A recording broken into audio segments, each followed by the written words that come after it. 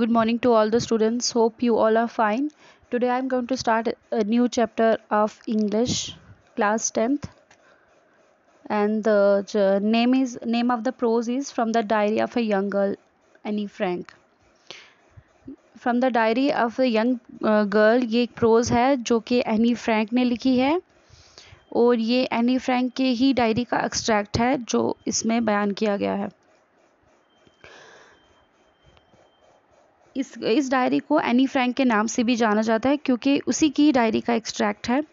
दरअसल इसमें उसने उस टाइम के जो भी उसके साथ इंसिडेंट्स हुए थे उसको बयान किया है। एक टाइम था जब जर्मनी में हिटलर का राज था, हिटलर का रूल था और उस टाइम एक ऑर्डर पास हुआ था कि जितने भी ज्यूज़ हैं, मतलब जो यहूदी हैं, उनको मार दिया जाए। तो उस पर्टिकुलर मोमेंट को हम होलोकॉस्ट कहते हैं, होलोकॉस्ट, जहाँ ज्यूज़ का क्या मर्डर किया जाता था। तो ये ऑर्डर पास हुआ कि उनको मार दिया जाए, मर्डर कर दिया जाए। अब एनी फ्रैंक जो थी वो भी एक जीव थी, एक यहूदी थी, तो वो उसी टाइम से बिलोंग करती थी, ये उसी इरा की थी। और उन्होंने जो जो इंसिडेंट्स वहाँ पर फेस किए वो अपनी डायरी में सब कुछ लिखा। ये डायरी एक तरह की हम बोल सकते हैं ऑटोबायोग्राफी भी है एंड एनी फ्रैंक की लाइफ के रिलेटेड बताया गया है, क्योंकि इसमें ये डायरी उस टाइम की सिचुएशन को डिस्क्राइब करती है, जैसे जीव्स जो उनकी क्या सिचुएशन रही, किस हालात में वो रहते थे, वगैरह वगैरह। अब चलिए हम इसकी थोड़ी ऑटोबायोग्राफी पढ़ लेते हैं। एनीलीज मैरी एन फ्रैंक, इनका जो बर्थ डेट था वो 12 जून 1929 था और डेथ डेट थी, उनकी डेथ हुई थी फरवरी और मार्च 1945, तो इनकी डेथ हुई थी।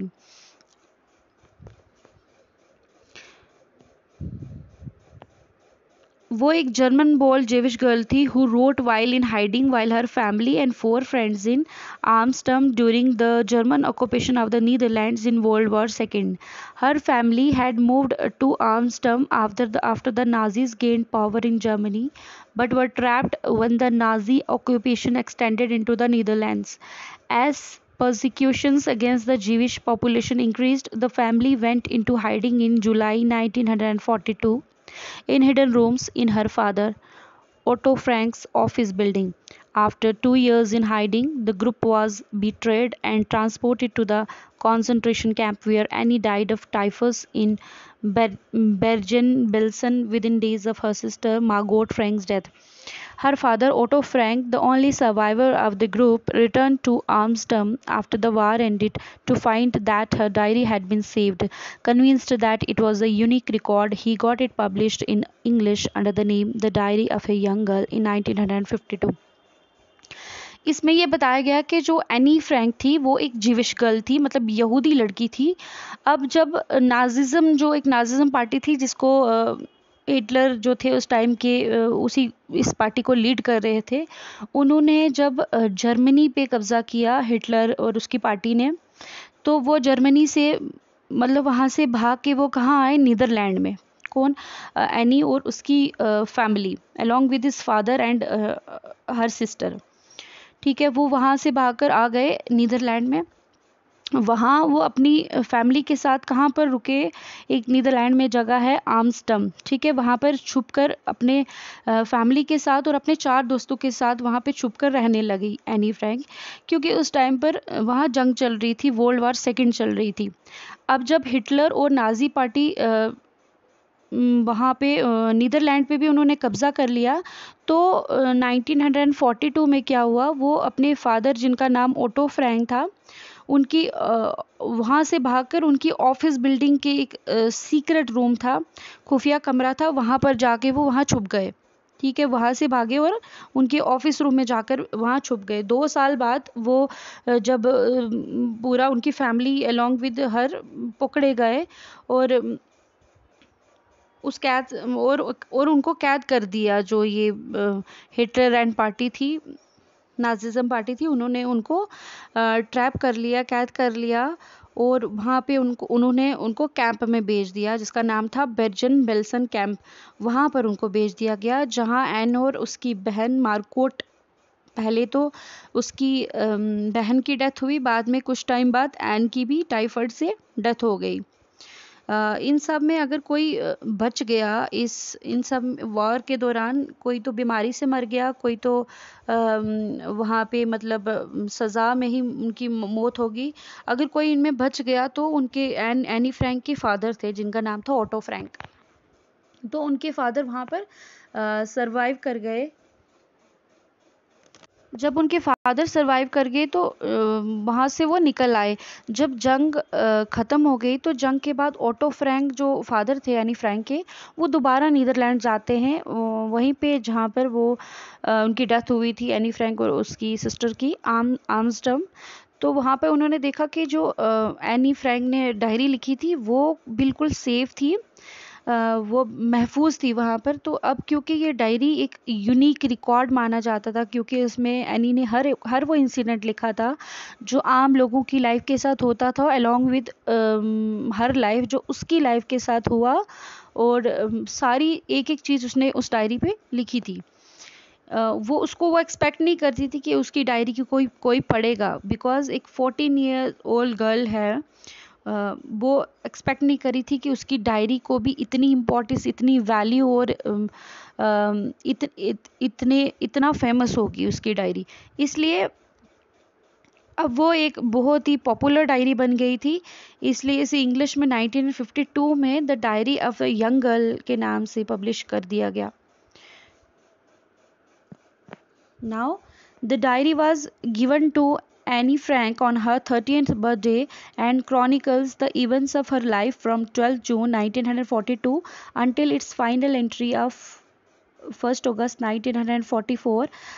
It was eventually translated from its original Dutch into many languages and became one of the world's most widely read books. There have also been several films, television, and theatrical productions, and even an opera based on the diary.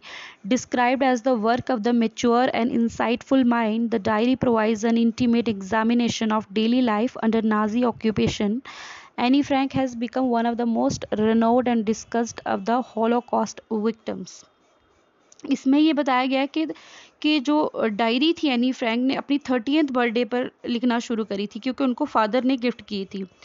इसमें 12 जून 1942 से लेकर अगस्त 1944 तक के जो भी incidents हुए थे वहाँ पर, उस दौरान उसने वो सारे उसमें लिख दिए थे, पेन डाउन कर दिए थे। ये डायरी बाद में कई ज़ुबान में ट्रांसलेट की और दुनिया की मशहूर तरीन और सबसे ज़्यादा पढ़ी जाने वाली बुक्स में इसका नाम आने लगा। इस पर फिल्म्स, ड्रामाज और यहाँ तक के ओपेरा भी बने। ये जो एनी फ्रैंक की पब्लिकेशन थी कि मैच्योर और इंसाइटफुल पीस माना जाने लगा, जिसमें नाजिज्म इरा के दौरान जो भी जिंदगियाँ थी उन पर मतलब रोशनी डाली गई थी। Next is Annie talks to her friends about ordinary, everyday things. Perhaps she is in search of real friend to whom she can open her heart. She finds a friend and calls it Kitty. It is her diary in which she does not jot down the facts but also pens down her most intimate feelings. In this lesson, she also provides us a brief sketch of her life and her emotional association with her grandmother. She also presents a picture of a classroom situation in which Mr. Keesing, maths teacher, is annoyed with her and assigns her to write an essay on a chatterbox. She, however, justifies being a chatterbox in her essay that makes Mr. Keesing allow Annie to talk in the class. अब यहाँ पर क्या बोला गया है कि any अपनी diary में अपनी डेली लाइफ के बारे में लिखती हैं, जैसे वो किसी दोस्त से बात कर रही हो। वो अपनी डायरी पे इस तरह से लिख रही है कि जैसे डायरी उसकी फ्रेंड हो, और उसने अपनी डायरी का एक नाम भी रखा था, उसने अपनी डायरी का नाम किटी रखा था। वो एक इमेजिनरी फ्रेंड, मतलब एक ख्याली फ्रेंड किटी से दिल की बातें करती रहती थी। स्टोरी में वो अपनी नानी के बारे में भी बताती हैं। एक दिन के टीचर मिस्टर कीसिंग इसे बार बार बातें करने पर सज़ा देते हैं और अपने टीचर के बारे मैथ्स टीचर के बारे में बात करती हैं कि वो इसे मतलब क्लास में बहुत ज़्यादा बातें करने, बहुत ज़्यादा शोर करने पर सज़ा देते थे और कहते थे कि चुप रहना सीखो। फिर वो चुप ना रहने पर एक मज़ेदार मज़मून लिखती हैं जिससे जिससे उस्ताद खुश हो जाते हैं, जिससे उसके मैथ्स टीचर बहुत खुश हो जाते थे उनके उस एस्से को देख के और उसको क्लास में बात करने देते थे, बात करना अलाउ करते थे कि तुम बात कर सकती हो। तो इस तरह की कुछ बातें उसने इस डायरी में लिखी थी। आज के लिए इतना ही काफ़ी है। रिमेनिंग जो पोर्शन है वो मैं कल करवा दूंगी। Hope you all understood. Thank you so much.